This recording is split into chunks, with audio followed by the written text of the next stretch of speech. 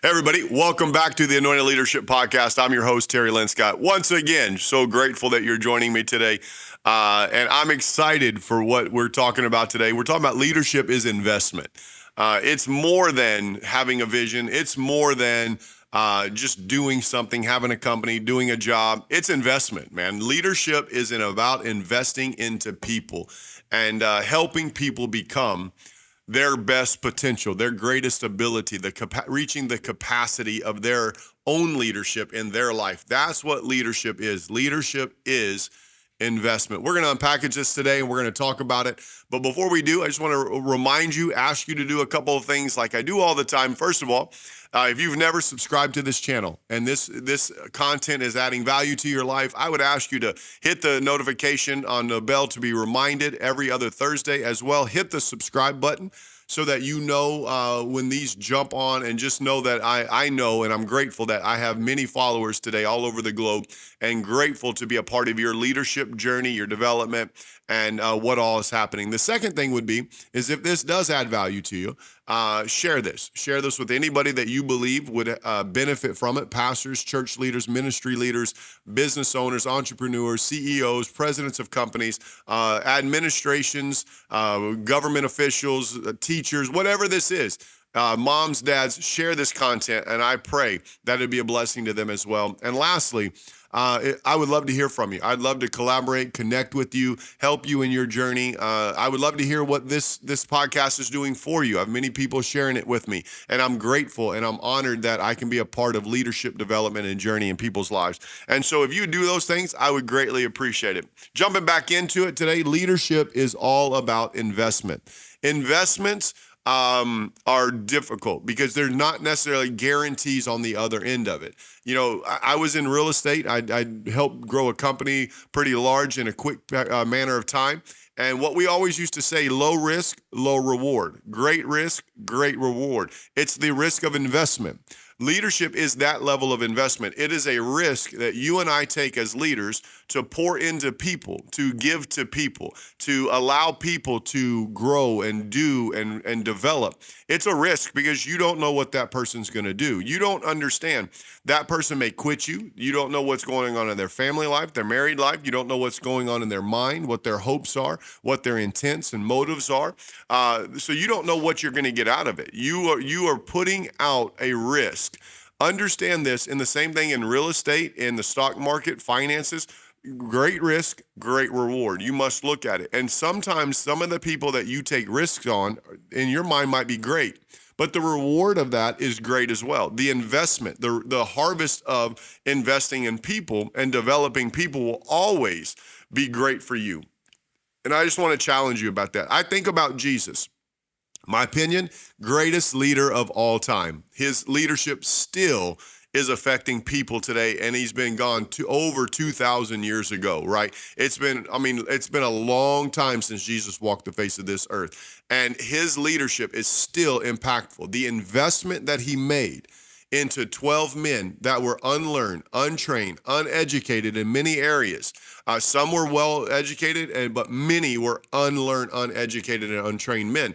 And he invested into them. He took the time and he put into them everything they needed to fulfill the vision, to fulfill the call, fulfill the hope that was in Jesus's heart when he left heaven, to give it to 12 men. And I want to challenge you about that. I wanted you to see this, a couple of verses in Matthew chapter 4. Look at what we understand in verse 18 through 20. And Jesus, walking beside the Sea of Galilee, he saw two brothers, Simon called Peter and his brother Andrew. They were casting a net into the lake. Notice they were fishermen. And come, verse 19, and follow me. Jesus said, I will send you out to fish for people. At once they left their nets and followed him. One translation says, and I will make you fishers of men. It's interesting. Well, I was going to fish for fish, but now I'm going to fish for men. Notice he was very upfront with what he was going to develop them to become, right? And then look in verse 17 of chapter 17. He says, you unbelieving and perverse generation, Jesus replied, how long shall I stay with you? How long must I be with you? How long shall I put up with you? Bring that boy here. So in other words, I want you to see these two things. The initial conversation was Jesus with fishermen. to make them fishers of men. His later conversation is, how long do I got to be with you? How long is it going to take you to learn this process? Notice this, I'm calling you out. I'm going to teach you. I'm going to send you. But Jesus had to deal with what you and I deal with in leadership. He had to deal with the inabilities, insecurities, the lack of understanding, the lack of growth, the lack of development, whatever that is in the people around him that he actually used to change the globe as we know it today, to change mankind for the sake of Christianity. We see this, we understand this, and we don't recognize the investment Jesus made. The Bible teaches us that when Judas betrayed Jesus, that the next disciple to make the 12 had to be somebody that was with him at every turn. Everywhere he went, everything he did was a part of every conversation. And there was two people. There was two other people there. And they drew straws to figure out which one of them it would be. It was a requirement that they had been there. Notice for 3.5 years, everything Jesus did, everywhere he was, every teaching, they had to be there. This is the amount of time, this is the effort, this is the energy Jesus took to develop 12 people to change the globe for ages, centuries, right? Thousands of years. And this is what I'm talking about in leadership. This is what leadership looks like. It is a complete investment, right? We have people around us what you have to realize in investment, you'll have people around you that'll work your patience. Woo! They will work you. They will tick you off. They don't necessarily make you tick. They tick you off. You know what I'm talking about. This is what we have to battle in leadership. We have to recognize that it's a patience. It's a consistently constant. It's believing in the vision that you're imparting into people. It's investing into them, the hope that they will do and become everything that God created them to be, just like you're becoming everything God created you to be. This is what we must understand, right? I think the problem is we don't like the aspect of investment. We want a broker to do it. We want to give somebody our money and we want to walk away and just believe that they're going to do it for us. That's not leadership. Leadership is you're the broker. You're collecting, you're taking what is given to you and you're investing into them. You're watching it, you're overseeing it, you're dealing with it. Especially in America, I can say it this way. We don't like to train. We like to tell people and call it training. We like to write SOPs and call it training. We like to hand people a book and say, read it. That'll give you everything you need to do. That's not training. That's not the equipping of people. That's not investment. That is simply lazy leadership because we don't want to take the time, energy, and effort and spend it every waking hour of our life to invest into people to help them become who they are. We want, I know I'm preaching right now a little bit about this leadership, but listen to me. We can't have lazy leaders anymore. We have to have leaders that are interested in investing, knowing that the rate of return on their investment is dependent upon their investment, not on the return. We have to go after this. We have to understand that we are responsible for the harvest, not nobody else. We are. It's our training. I have people around me that don't like to train, and I keep pressing the issue. It's training, training, training. Don't give me the situation that you don't have enough people. Don't tell me that it don't work. It won't work. It's not happening. It's a lack of training. Most of the time, it's a lack of training because we don't want to invest in people. We want people investing into us. Poor leadership. And I think you have to understand that level of it. You understand what I mean? Listen, Jesus and his flow of investment. I wrote every one of these thoughts down. And I want to make sure I hit them. This is the flow of his investment. This is what he did. He said, come and follow me. He found them busy. He said, come and follow me. Then he went, Mark 3, he went up to the mountain and he called them to him. And then when he went up to the mountain, he sent them. He gave them vision. We know that he went everywhere. They went everywhere with him, observing the what, the how, and the who. We know Jesus invited them all with him to go everywhere, to observe the what, the how, the who. That's part of leadership investment, is you come and follow me. Come up where I'm at. Come up into a place where I see things the way I see it. They followed him. They traveled with him. They went everywhere. They tried to do it themselves and failed. He allowed them to, in Matthew 17, they were trying to cast the demon out of the boy, the epileptic demon, and they couldn't do it. They failed. He gave them their assignments when he sent out the 12, and they went out and it worked without him. He gave them their assignment. He told them it was their time. At some point, he said, I'm done. I've given you everything that you need. He told them it was their time. He gave them a heads up. They complained about it. It wasn't ready. This is the flow of investment. They were not ready. Most people will never see that they're ready. He left them, even in their complaint. He trusted them even when they felt like they weren't ready. This is his flow of leadership investment. They ran back to their old life, and they started fishing and doing their old thing. He came and reprimanded them. He come and reminded them about what the vision was. He empowered them, and then he left them again. He empowered them. He gave them authority. Notice this, come, walk through the process, and then he still empowered them. It was a matter of time. It wasn't just 3.5 years, right? It was 3.5 years plus those 40 days that he kept showing up to them. We must understand this. Investment isn't a short-term turnaround. Investment is a long-term. If you're going to be a short-term turnaround, it's going to be very, very minimal. You have to be willing to have long-term understanding and mindset. It's going to take time. You're never going to release your hand off of things, right? Investment is the highest risk you can take with an unknown return. It's the highest risk of investing into people. You may lose more than you make. You have to realize that you're going to lose more people than you're going to keep. And it's just part of the investment in people. You're going to try and help people, but not everybody is going to follow, fulfill, or continue with you as you do that. But it will definitely be beneficial, not just in the people, but in what you gain from it.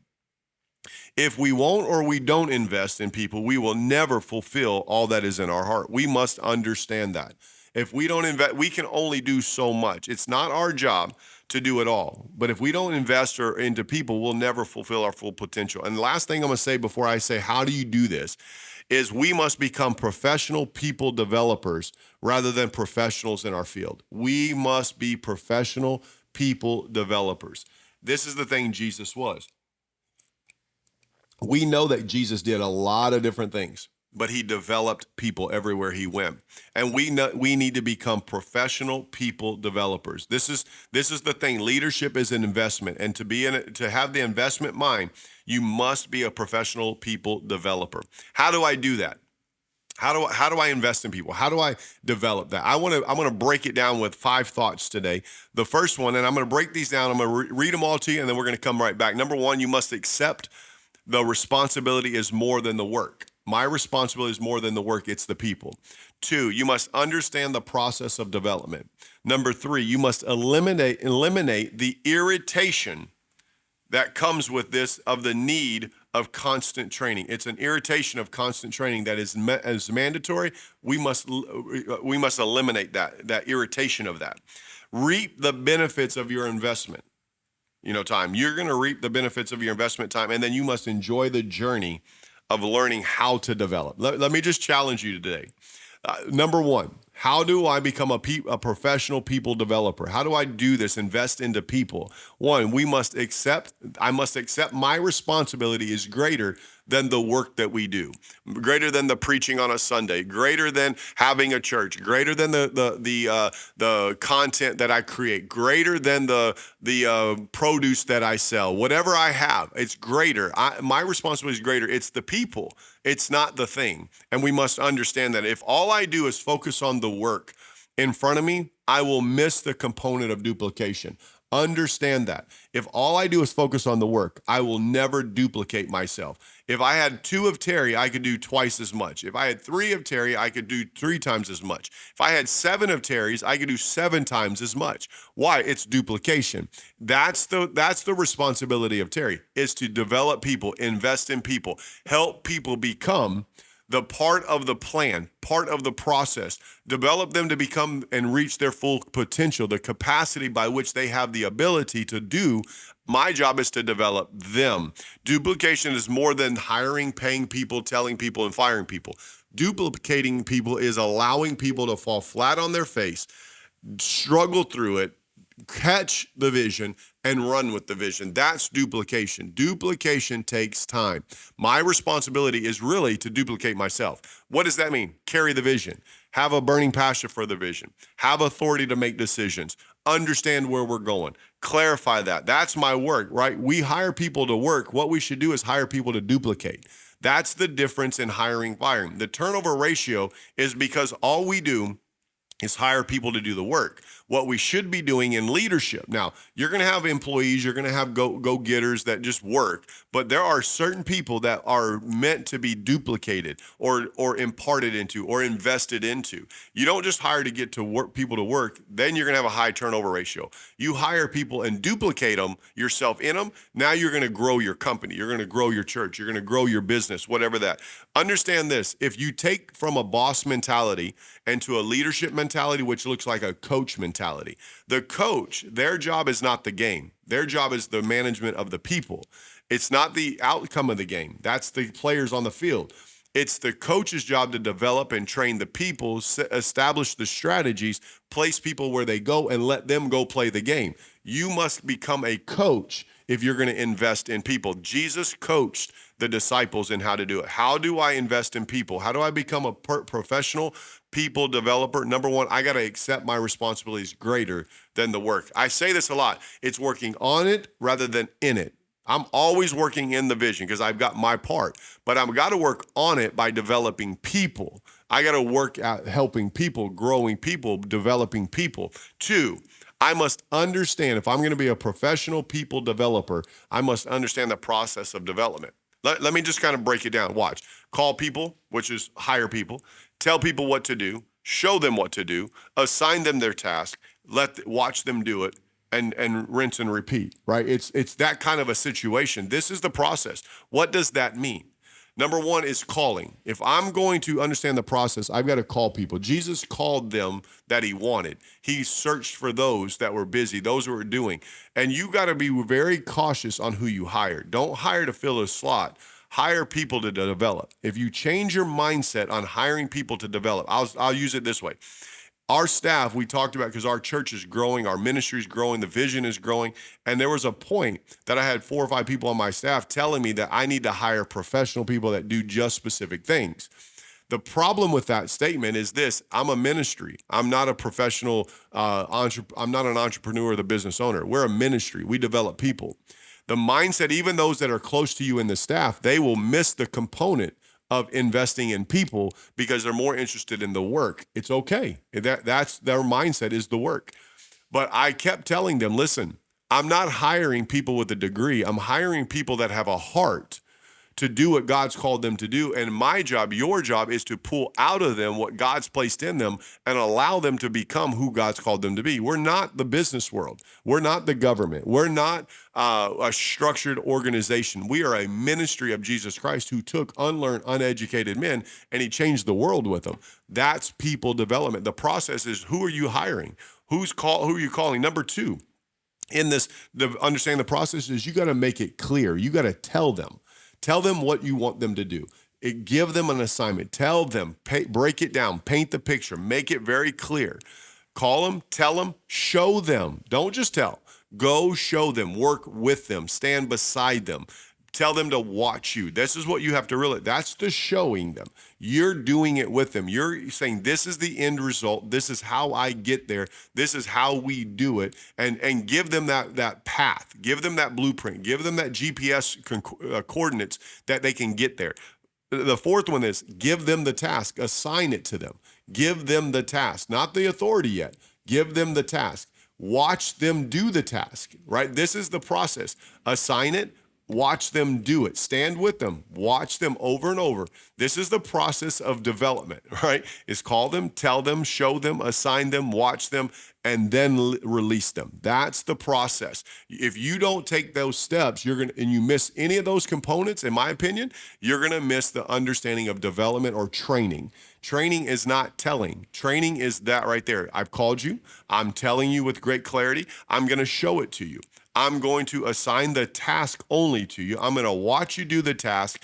Then I'm going to empower the authority. That's the developmental process. And how long they stay in each category is up to that person as well as your own development, own training, how easy it is for you to develop those people.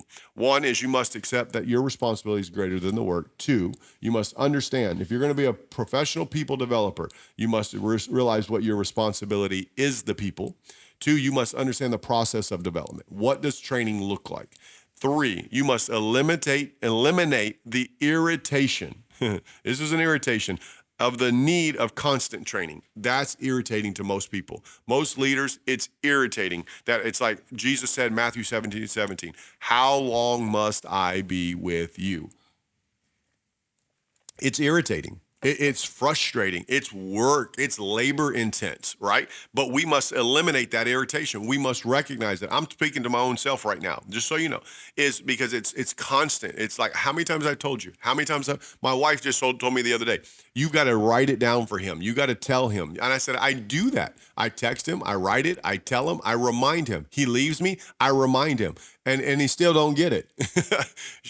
She wants to give me everything that I'm supposed, but it's the irritation. I have to recognize I got to eliminate that irritation.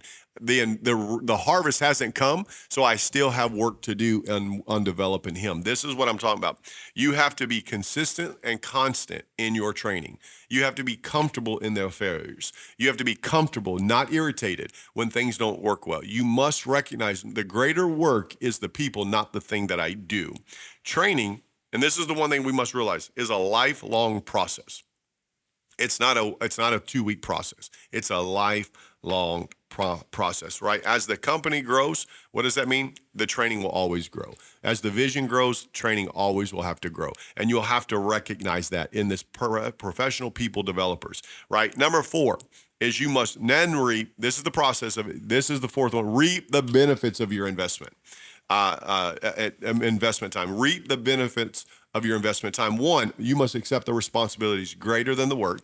2, you must understand the process. 3, you must eliminate irritation. 4, you get to reap the benefit of your investment time. Understand this. You're going to reap the benefit.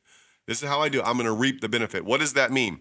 You are going to realize that you're going to get a harvest.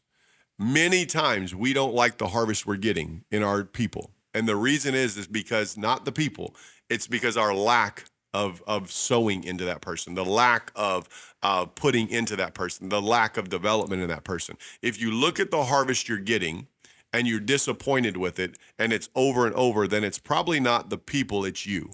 If you're going to reap the benefit or you're going to reap the harvest of your investment, you got to ask, how much time have I invested? How have I stewarded it? How have I gardened it? How have I gave time to it? How have I pulled weeds? How many times a day do I walk the rows of my garden to make sure that there's no weeds in it? How much attention do I give to it? Many people have a garden, but they let weeds grow up in it. They just are lazy about it and they get a limited harvest. People that actually garden well are getting a massive harvest because they're pulling out the weeds, watering properly, nourishing properly, and they're doing it. That's what the harvest you'll reap based on that level of development. Understand this. How do I become a professional people developer? My responsibility is them. 2, I must understand the process. 3, I got to eliminate irritation. 4, I've got to reap the harvest. I got to check my harvest and recognize where do I have to better my ability to develop people, right? That's what we must look at. And number 5, I personally believe this, that in every time I develop people, every time I put into people, every time I train people, every time I'm enjoying the journey. I'm learning how to do this. Not better necessarily. I'm just learning how to do it more proficiently. I'm learning that every person is different. My training is going to be different. It's not a one size fits all. This is what becomes professional people developers, are people that enjoy it. You must enjoy developing people. You must enjoy investing in people. Jesus had to have enjoyed this thoroughly, I believe. I believe that he enjoyed it so thoroughly that that's why he left in 3.5 years. He had so much fun, knew what was in them. It's a joy. Even though it might have been like, how long do I have to be with you? He still stayed with them. He still gave them. He still imparted to them. Enjoy this thing. If you're not enjoying it, people around you know. If you're not having fun, people around you know. If you're stiff-necked and uptight and you're better than me mentality with great arrogance, people know that. And it's not going to be fun. You're not going to develop anybody. Enjoy the ride. Enjoy the journey. Enjoy the people. Listen, this is what it looks like. People and leadership is about investment. You must be willing to take great risks on people. That, remember, unlearned, uneducated is the ones that we still follow today in the Christian faith, right? So we must understand that. Here's how you do it. 1, accept that the responsibility is not the work, it's the people. 2, understand the process of it. It is a process. It's call them, tell them, show them, assign them, watch them, empower them. This is the process. Eliminate irritations of constant repeating. You're going to reap the benefits. That means check the harvest and what's not ripe enough for you. You got to deal with that. And 5, enjoy this, man. Enjoy developing people. I pray this has helped you today. I pray it's a blessing to your life. Hey, till next time, I call you blessed, and I pray the anointing of God all over you to enable you to do everything God's called you to do.